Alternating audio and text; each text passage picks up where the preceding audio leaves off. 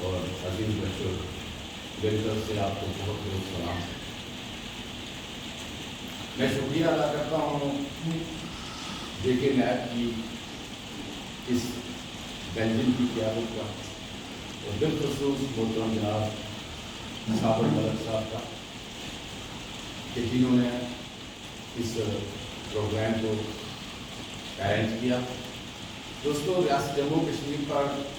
بہت ساری بات ہو چکی ہے، اور ہمارے سابق شہید کامریڈ پر بھی کافی گفتگو ہو چکی ہے۔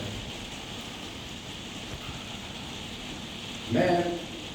آپ کے سامنے مختصر سی بات رکھوں گا، کیونکہ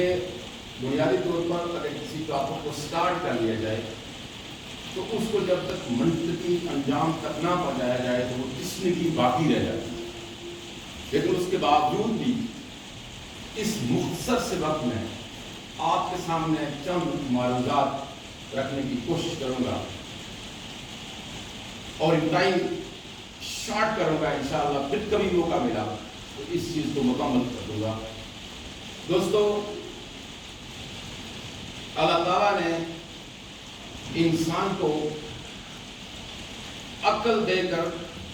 ایک امتیازی حیثیت دی ہوئی ہے۔ اس سے مراد یہ ہے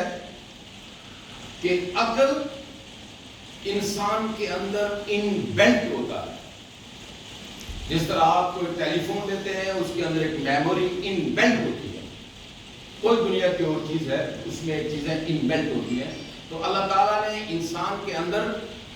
عقل کو انبلٹ کیا ہے۔ ہمارے بہت سارے دوست عقل اور شعور کو ایک ہی چیز سمجھتے ہیں، حالانکہ عقل شعور ہی ہے، لیکن شعور کی ایک ترقی یافتہ شکل ہے۔ عقل یہ ہے کہ آپ لوگ کسی چیز کو دیکھتے ہیں اور اس کو دیکھ کر آپ کو اس بات کا اندازہ نہیں ہوتا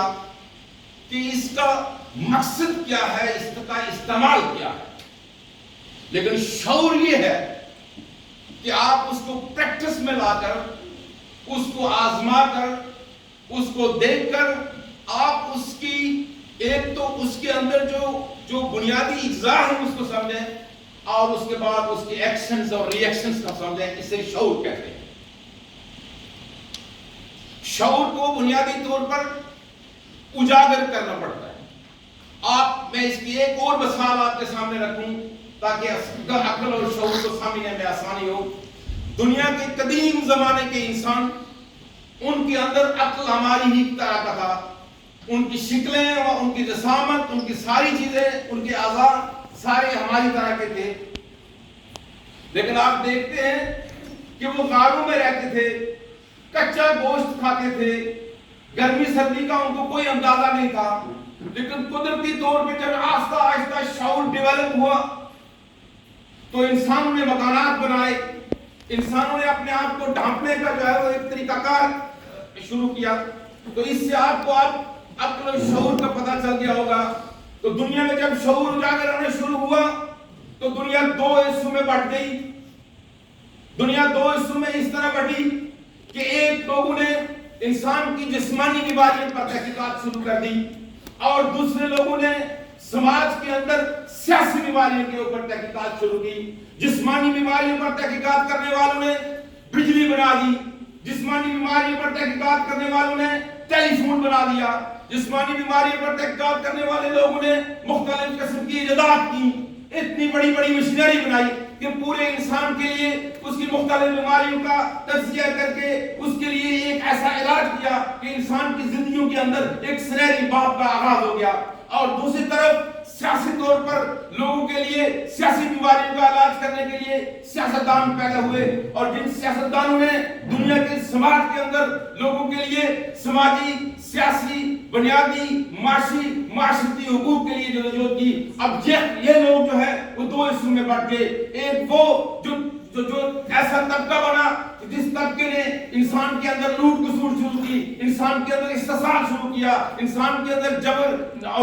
جبر کا اس کے اوپر ظلم کا بازار گرم کیا، لوگوں کے حقوق کو غصب کیا، اور اس طبقے نے جان بوجھ کر جو خود باشعور تھا لوگوں کو جو ہے وہ بے شعور رکھا، لوگوں کے اندر علم اور لوگوں کے اندر نالج اور لوگوں کے اندر وزڈم کو ترقی کرنے کے بجائے، ان کے اندر وزڈم لانے کے بجائے لوگوں کو اپنا مرید اور لوگوں کو اپنا فالوور اور لوگوں کو اپنے چاہنے والا بنایا۔ اسی ایسے دور میں کچھ ایسے لوگ پیدا ہوئے کہ جنہوں نے اس عدم مساوات، دولت کی غلط تقسیم، استحصال، جبر، ظلم کے خلاف جو ہے ان نے آواز اٹھائی، اور ان آواز اٹھانے والوں میں ہمارے یہ بھائی سارے ثابت ہیں۔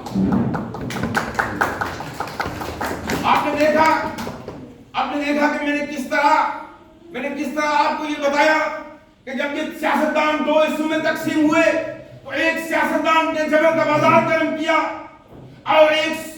سیاستدان نے لوگوں کے اندر سوشل جسٹس کی جدوجہد کی، سماجی انصاف کی جدوجہد کی، بنیادی ضرورتوں کی جدوجہد کی۔ اور دنیا میں آپ نے دیکھا کہ لاکھوں اور کروڑوں لوگ پیدا ہوئے، لیکن جبر اور اس ظلم کے خلاف کھڑے ہونے والے نیلسن منڈیلا کو دیکھیے، یاسر عرفات کو دیکھیے، اس کے علاوہ جو ہے وہ دنیا میں چیک گویرا کو دیکھیے، ان لوگوں نے کمال کی جدوجہد کی، مقبول بٹ شہید کو دیکھیے کہ کمال کی جدوجہد کی، اور دنیا کو یہ بتا دیا کہ جبر کے نظام کے سامنے ہم کبھی جھکنے والے نہیں ہیں۔ آج یسین ملک کے دیکھیے کس طرح ہندوستان کے جبر اور اس کے ظلم اور اس کے ستم کے سامنے جو سیسا پلائی دیوار کھڑا ہے، اور آزاد کشمیر کے اندر ہمارے دوستوں کو دیکھیے کہ کس طرح وہ اس غربت میں، اس افلاس میں اور ایسے بڑے نظام میں کہ آپ کے ایک شخص کے پیچھے سیکیورٹی اداروں کے 10 بندے جو ہے وہ پیچھے ہیں، کیا کھاتا ہے، کیا پیتا ہے، کس سے ملتا ہے، اور پھر اس کے علاوہ اور بھی بہت سی باتیں ہیں جن کو میں یہاں پہ ذکر نہیں کرنا چاہتا۔ تو اس لیے ہم اپنے دوست کو ہمارے لیے جدوجہد کرنے پر، سماجی انصاف کے لیے جدوجہد کرنے پر، ظلم کے اس نظام کے خاتمے کے لیے جدوجہد کرنے پر خراج تحسین پیش کرتے ہیں۔ یہ لوگ کہتے ہیں زندگی ایک سوال ہے جس کا جواب موت ہے، اور موت ایک سوال ہے جس کا جواب کچھ نہیں۔ اور یہ ان لوگوں کے لیے ہے کہ جو لوگ آئے، کھایا پیا اور مر گئے، ان کے لیے موت کا جواب نہیں، ہمارے اس بھائی کے لیے موت کا جواب ہے۔ وہ جواب یہ ہے کہ وہ ایک اپنی جدوجہد کے ذریعے، اپنی اس جدوجہد جو اس نے ظلم، استحصال، قبضہ، اس کو اب میں قبضہ تو نہیں کہتا، اس قبضے، اس جو ظالمانہ نظام ہے، اس کے خلاف جدوجہد کی۔ یہ قبضہ کچھ نہیں ہوتا، آپ یاد رکھیں، یہ قبضہ کچھ نہیں ہوتا،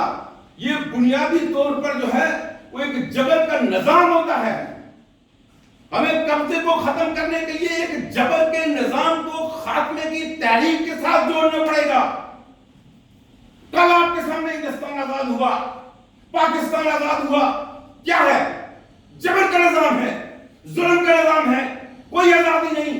آج بھی کچھ تحریکیں، کچھ جماعتیں جو آزادی کی تحریکیں لڑ رہی ہیں، کیا ہے یہ؟ اس لیے ہم نے